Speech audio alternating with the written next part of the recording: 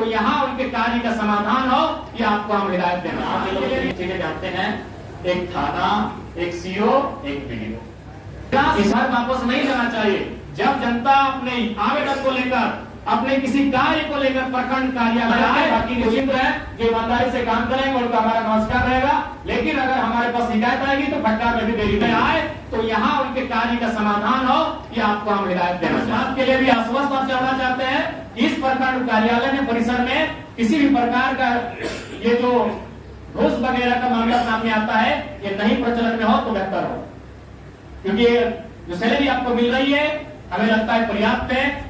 और उसके बाद भी ऐसा नहीं है, आप अगर चाहें तो इस राज्य को एक बेहतर दिशा देने के लिए यहां से उदाहरण सेट कर सकते हैं। और बाकी एक विधायक होने के नाते, विधायिका काम होने के नाते आपको हमारी आवश्यकता जब भी लगे आप कहिएगा। अगर आपको भी कोई इश्यू है, आप तमाम पदाधिकारी कर्मचारी कोई भी सामान दे, आपको लगे कि नहीं आपका मसला विधानसभा तक आना चाहिए, आप पेज चेक करिएगा। हम पदाधिकारी कर्मचारियों के भी मसले को विधानसभा में ले जाने का काम करेंगे। आपको जब भी हमारी जरूरत लगे आप कहिएगा। लेकिन आपसे हम यही कहना चाहेंगे, हमारा सबके हिदायत रहेगा कि जनता को किसी प्रकार से आपसे उदास नहीं जाना चाहिए। जनता को प्रखंड कार्यालय में निराश घर वापस नहीं जाना चाहिए। जब जनता अपने आवेदन को लेकर, अपने किसी कार्य को लेकर प्रखंड कार्यालय आए, तो यहाँ उनके कार्य का समाधान हो, ये आपको हम हिदायत देना चाहेंगे। पुनः आज वीडियो महोदय के माध्यम से आहूत की गई इस बैठक में उपस्थित तमाम नावाडीह प्रखंड के पदाधिकारीगण, कर्मचारीगण, चूंकि अब आगामी 5 वर्षों तक हम दोनों, यानी आप कार्यपालिका, आप लोग अस्थायी कार्यपालिका हैं और हम विधायिका कहते हैं, और कार्यपालिका और विधायिका परस्पर आगामी 5 सालों तक तो इस प्रखंड की विकास की रूपरेखा को तय करने वाले हैं। अतः आपसी मतभेद, आपसी मनमुटाव को, और हमें चूंकि हम नए सोच के साथ इस चुनाव के मैदान में आए हैं, नावाडीह के इतिहास को भी हम जानते हैं, हालांकि अभी कहने की आवश्यकता नहीं है, लेकिन इतिहास रहा है कि जो लोग यहाँ विधायक रहे हैं और जो उनके समर्थक रहे हैं, वो बलपूर्वक, दबावपूर्वक अपना कार्य करवाते आए हैं। तो मैं आज आपको एक विधायक होने के नाते इस बात के लिए आश्वस्त करता हूँ कि हमारा कोई भी कार्यकर्ता आपको गलत कार्यों के लिए कभी दबाव नहीं डालेगा, चाहे वो हमारा कार्यकर्ता रहे, चाहे हमारा समर्थक रहे। और कभी आप इस बात के लिए बाधित नहीं होंगे यदि आपके पास कोई भी योजना है, अगर वो अबू आवास की योजना है और अगर हमारा समर्थक है, लेकिन उसके तुलना में अगर कोई विपक्ष का ही साथी किसी और को आपको कह रहा है कि इसका होना चाहिए, तो अगर तुलनात्मक अध्ययन करते हुए आपको लगा कि नहीं, जो हमारे विपक्ष के साथी लेकर आए हैं जिस अबू आवास के शख्स को और जिसकी बात कर रहे हैं, उनको लगा कि आप वोट जोड़ दिए, तो निसंदेह हम विधायक केवल 94,000 जिन्होंने मत दिए उनके नहीं है, पूरे डुमरी विधानसभा के लोगों के विधायक हैं। अतः जो भी हकदार है, पहला काम उनका कीजिए। इस पर कभी हमारा कोई दबाव नहीं रहेगा। इसी सभागार में बहुत सारे ऐसे पदाधिकारी कर्मचारी हैं जो शायद नावाडीह ब्लॉक के ही हैं, और हो सकता है कुछ लोग चुनाव में हमारे समर्थक भी रहे हैं, कुछ लोग हमारे विपक्ष में भी रहे हैं, तो इन सब सारी चीजों को हम 5 साल तक याद नहीं करेंगे।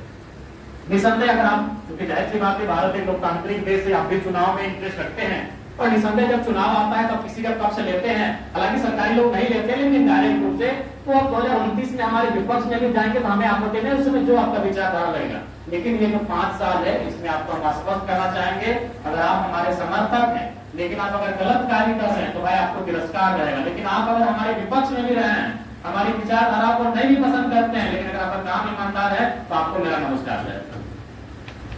और आज के चूंकि आप लोग की जवाबदेही सरकार के प्रति है, आप लोग पढ़ लिख के नौकरी लिए हैं, यदि आप लोग पे आंच आएगा, आप सबों पे गाज गिरेगी तो शायद आपने ट्रांसफर हो जाएगा, लेकिन हम लोग जनता के चुने हुए प्रतिनिधि हैं, हमारी जवाबदेही सीधा जनता से होती है, और आपकी तुलना में कई 1000 गुना जनता का जो दबाव होता है वो एक जनप्रतिनिधि पर होता है। इसलिए आज आप लोग साथ बैठना, हमने बैठा नहीं है तो हमें लगता है कि नियमित बैठना चाहिए। हमारी विचारधाराएं परस्पर, यहाँ तो विचारधारा कोई मतलब नहीं है, क्योंकि आप लोग राजनीतिक दल के नहीं है, आप लोग तो कार्यपालिका के अंग है, आप लोग प्रशासनिक कार्यपालिका है। कार्यपालिका भी 2 प्रकार की होती है, राजनीतिक, एक प्रशासनिक। तो प्रशासनिक कार्यपालिका के अंग है, आप लोग अस्थायी कार्यपालिका के अंग है, तो निसंदेह यहाँ कोई परस्पर विचारधारा का भिन्न होना भी मायने नहीं रखता है। यहाँ हमारा मत ये होना चाहिए कि नावाडीह ब्लॉक को हम लोग बेहतर कैसे करें।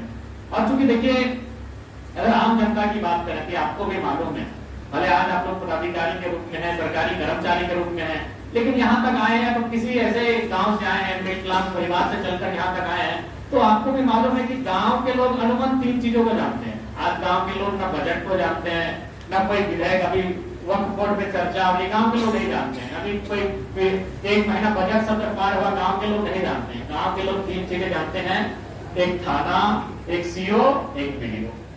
तो इसलिए चूंकि प्रखंड का बहुत बड़ा जिम्मेवारी है, प्रखंड से ही गांव सीधा जुड़ा हुआ है।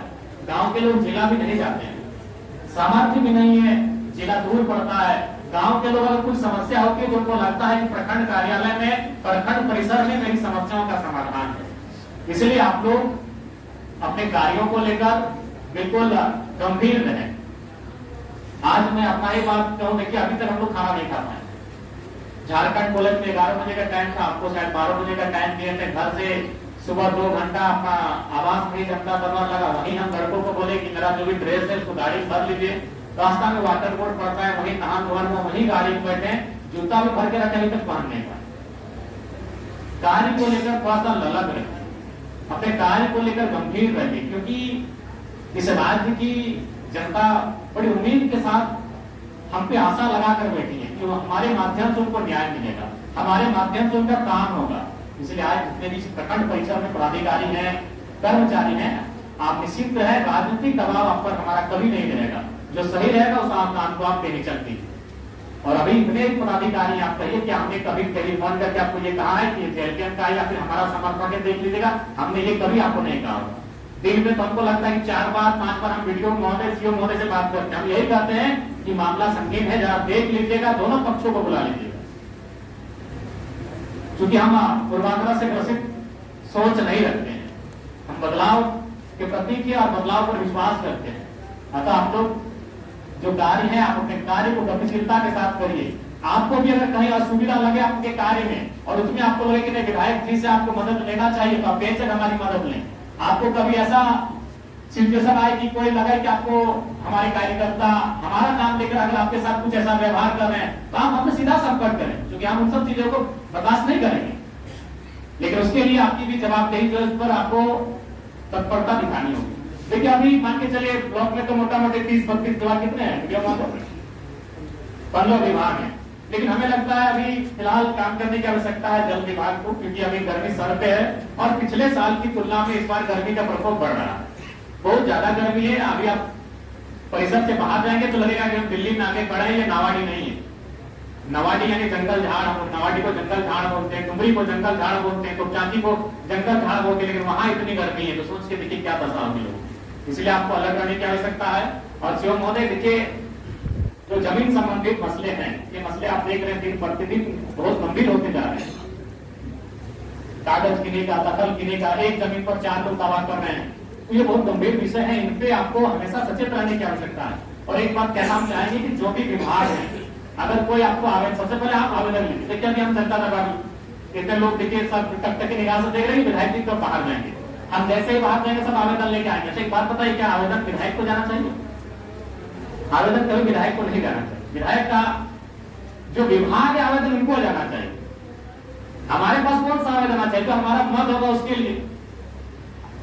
तो यहाँ एक बात आप तय कर लीजिए कि आप आवेदन ले रहे हैं, उस आवेदन का रिसीविंग, उस आवेदन की रिसीविंग के बाद देंगे। तो अगर बाय अगर आप काम नहीं करते हैं तो कोई भी जो आवेदन है वो रिसीविंग लेकर हमारे पास आएगा, फिर हम आपसे बात करेंगे भाई ये 15 दिन पहले आपको आवेदन प्राप्त हुआ था, अब तक कार्य क्यों नहीं हुआ।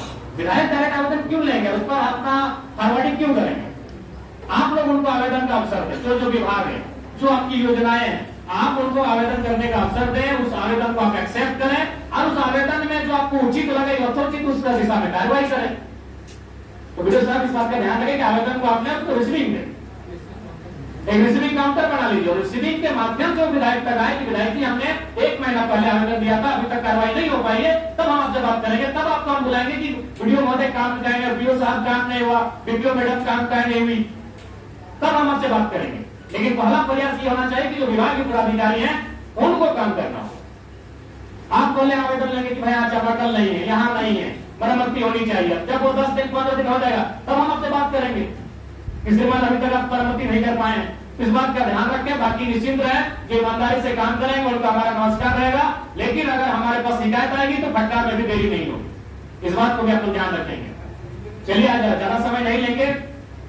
आशा करते हैं कि नावाडी प्रखंड को हम लोग एक इस राज्य के 264 शायद प्रखंड है, उनमें आशा करेंगे कि यहाँ का जो पदाधिकारी है और यहाँ की जो योजनाएं है, यहाँ की जो कार्यशैली है, हम लोग कम से कम टॉप 10 में आने का प्रयास करेंगे। मिल के हमें संकल्प लेने की आवश्यकता है।